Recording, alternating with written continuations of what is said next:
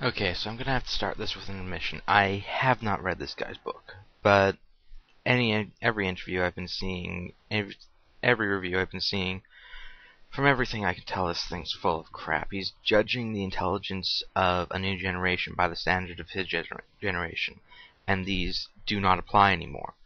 What he seems to forget is that the dropout rate for school students has dropped substantially over the years, leading to a much higher percentage of the lower intelligence strata graduating, which is obviously going to skew the statistics quite a bit.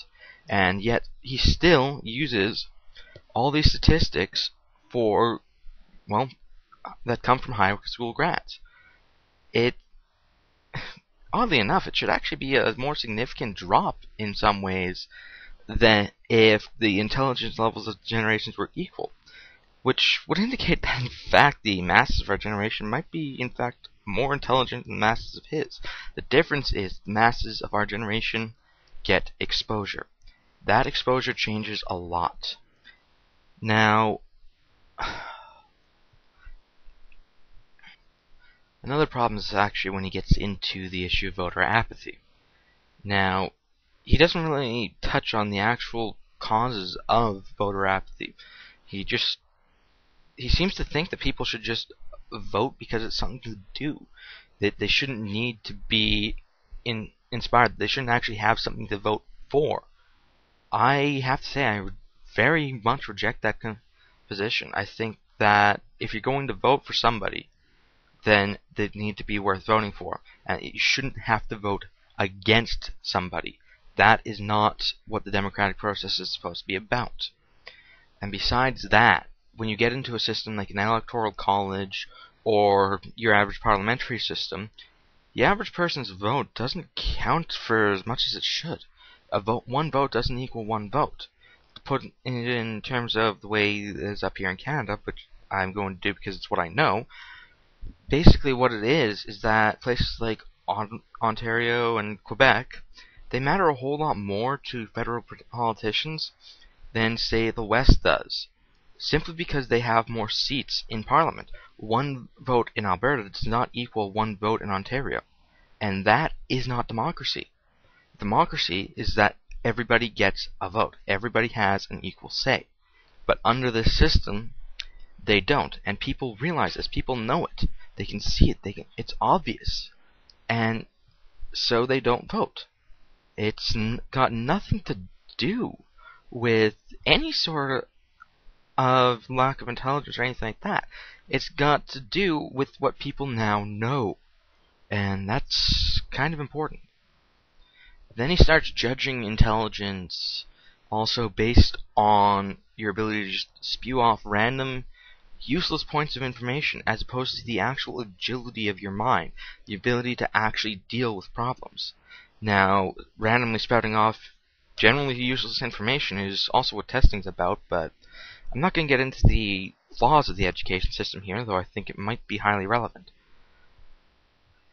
I find it actually very interesting how he uses that 2 hours and 41 minutes statistic as far as how much TV people watch goes. I just want to point something out.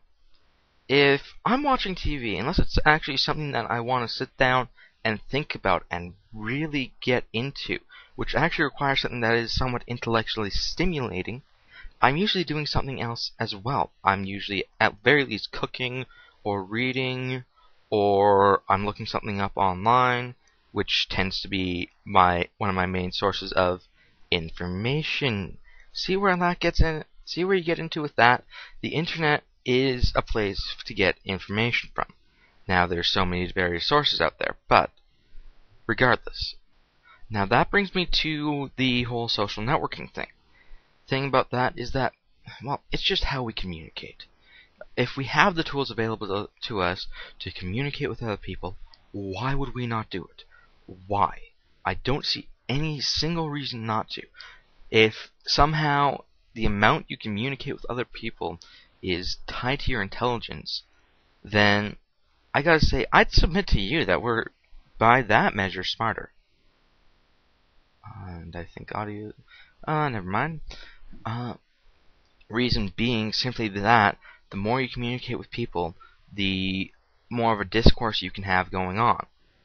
But regardless, there's all just because that may be 9/10 of people of the online traffic out there, it doesn't even have anything to do actually with how much people look at how should I say this? It doesn't have anything to do with how much people look up actual information online anyways, because social networking sites are centralized. All their function is on that site. However, if you're looking up information online, all of that information is spread over various sources, and it all depends on what sources you actually find, and what sources are useful to you, what sources do you trust. These are important details. Very much so. Now then, to get back into the whole issue of electoral reform, I just want to mention, first off, that SwordSage made a very, very good point in his video in response to the same book. The thing is that in America you've got a two-party system. In Canada, where, yes, it's just a multi-party system, but for all practical intents and purposes, it's really just the Liberals and the Conservatives. The NDP, I don't really see them having a shot at getting into power anytime soon, just because they are a fringe party, and in any particular region, they don't really have much of a holdout. Now, if one vote equaled one vote equaled one vote, and instead of voting by a riding, and doing it like that, if instead all of a sudden votes were counted and total, and seats in Parliament were distributed on the basis of how many votes somebody got and not how many votes they got in a specific area, all of a sudden you'd actually have these fringe parties. They'd be getting a whole lot more seats in power, because, just to put it simply, the movements behind them are powerful. They do have support. It's just not enough to pull them to a majority in any particular region, which is just part of the flaw of the system. And actually what it also does is it gives the bigger parties more power than they should have.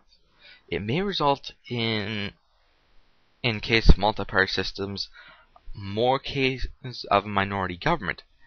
I would say that that's not a bad thing, because the minority government, it does ensure that everybody all of a sudden has a say. The conservative base has a say. Under the current government, they very much have a say, but so does everybody else's base, because the party that's in power, it's in a very fragile position of power. It doesn't have that much to really backing it. It can be taken down at any point in time, at nearly any point in time, which it renders a very different dynamic to the whole system. And that's not only interesting, but I'd say it's more effective democracy. And I just want to make a couple of quick, slightly humorous points before I finish this off. First off, I was watching a little interview with this guy, right? And just off to the side, you had the window with the share this, and it was all the social networking stuff. I don't know, that just kind of tickled my funny bone a little bit.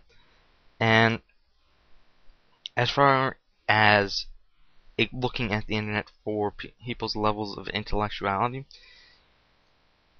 I'd have to say what you're looking at there is the masses, and the masses are idiots.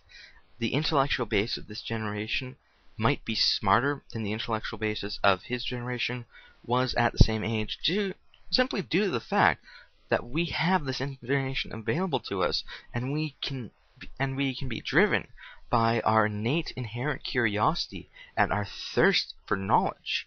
It can actually deliver us results like you never could have without these incredibly available sources of information. And I'd say that's a very important thing to look at.